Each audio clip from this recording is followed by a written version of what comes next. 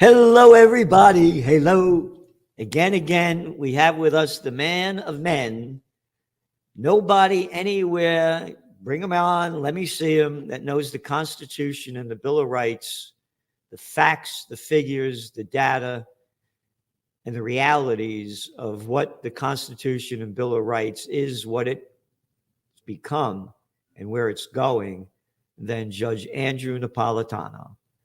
Judge, thanks for being here today. And well, thanks for having me on, Gerald. Yeah, no, I must tell you, I'm very sad to see what's happened to this country of ours, and I just see it declining and declining in front of our face. And each week, you bring up an article from the Constitution and the Bill of Rights and how they're being destroyed. And you have another, I read this thing too, it was in the news, about what happened in this tiny little town out in Kansas, Marion, Kansas, 1,900 person town. And it was last Friday night, and the Gestapo broke into this guy's house and because of nothing. Yeah, and, the feds have been doing this and getting away with it for years. And I have been tracking, this is going back to my time at Fox, the destruction of civil liberties, starting at the top, not at the bottom. So the states imitate the feds, get away with it, and then the locals imitate the states and the feds. So on Friday night in this 1,900 person town, the police chief called all the cops in. There's only 5 cops in the town. There's only 1,900 people. All 5 come in right away. We have to serve this emergency search warrant.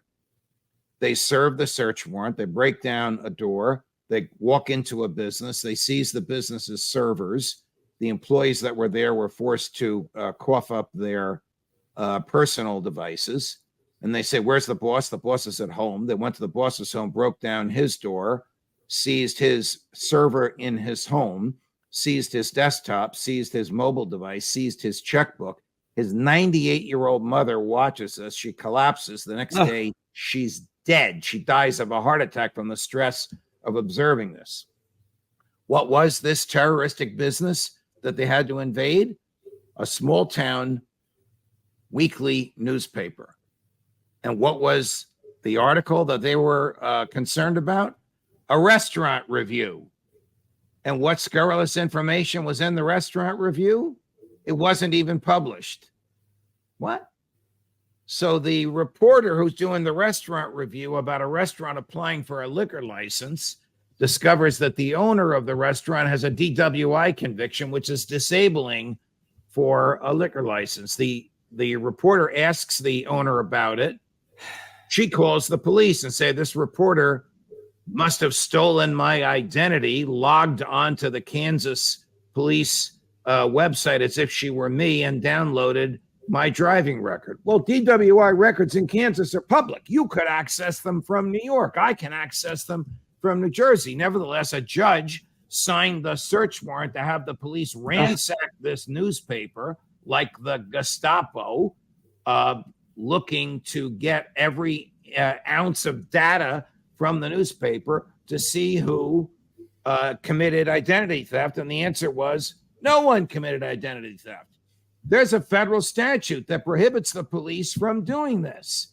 If they want information from the media, that's you, that's me, that's a small town newspaper, that's the New York Times, that's Fox News, that's the Washington Post, they have to present evidence of a crime to a grand jury and get a grand jury subpoena, and then you have the opportunity to challenge that subpoena. They can't just break down your doors. Why? Because the Supreme Court has ruled, and Congress picked up on this, that the press is the eyes and ears of the public. What kind of a society do we live in where the government can threaten the press like this? We have the right to think as we wish and say what we think and publish what we say. We have that natural right because it is our pursuit of happiness. We can't be fully, I know you're not supposed to say anymore that you pursue happiness. That's what Jefferson put in in the Declaration. But we can't be fully happy or fully human if our free thought and free speech and free press can be interfered with by the police for such frivolous reasons. That's why I wrote this piece, because freedom is dying by 1,000 little cuts, and this is one of them. Freedom is dying by 1,000 little cuts. Even in small town America, power corrupts and liberty is diminished. Now they have to bring a federal lawsuit against this police department. I don't know where that's going to go.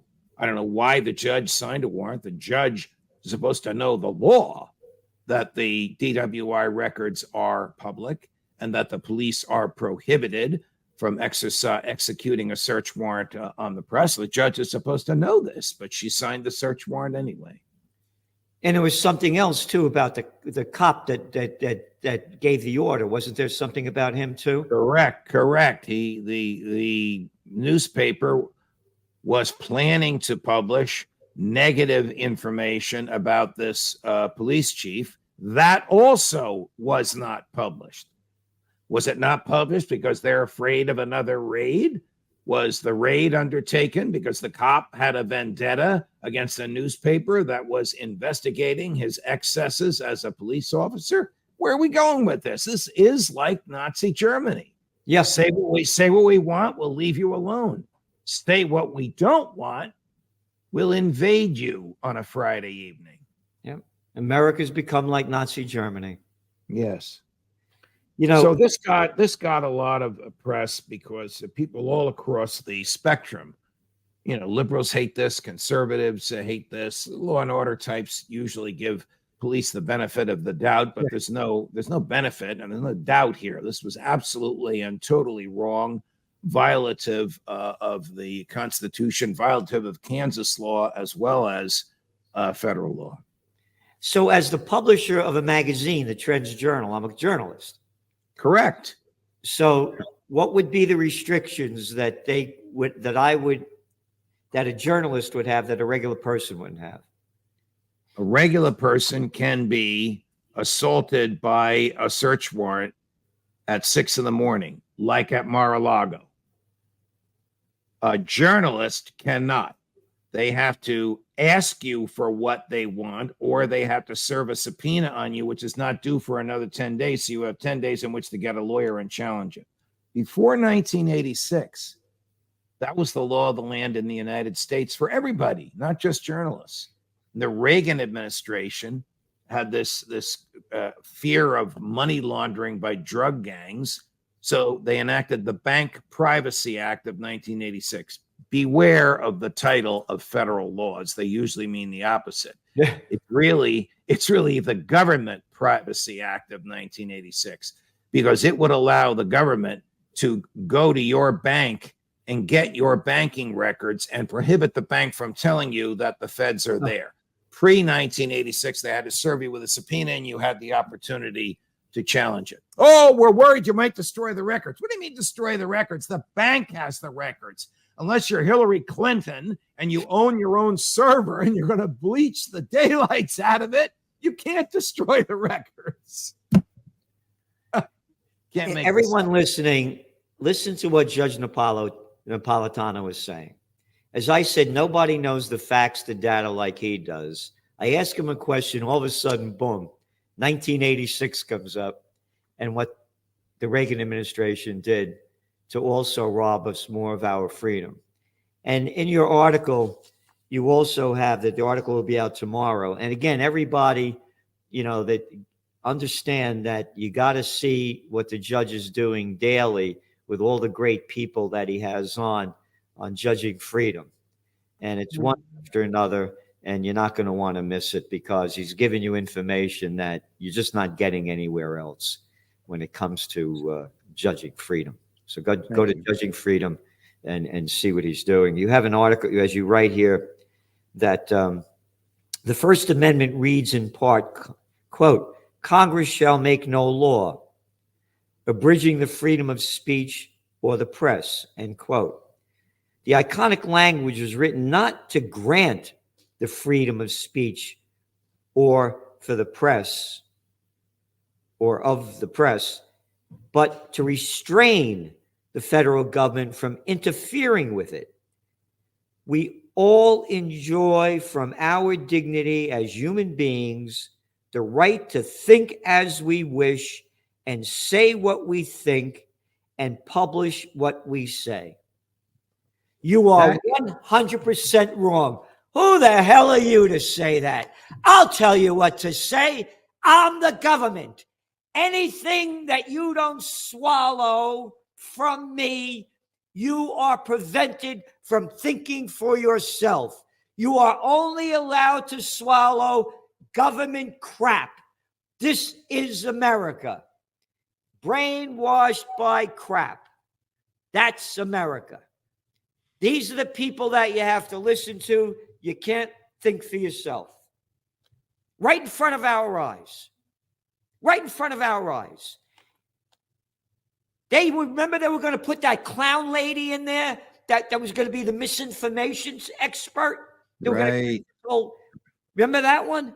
Right. But I know why you're sad when you start your day each morning the way I know you do, devouring all the major national and international publications, because the news is terrible. It is a vindication of Jefferson's prediction, which is that in the long run, government would grow and liberty would shrink.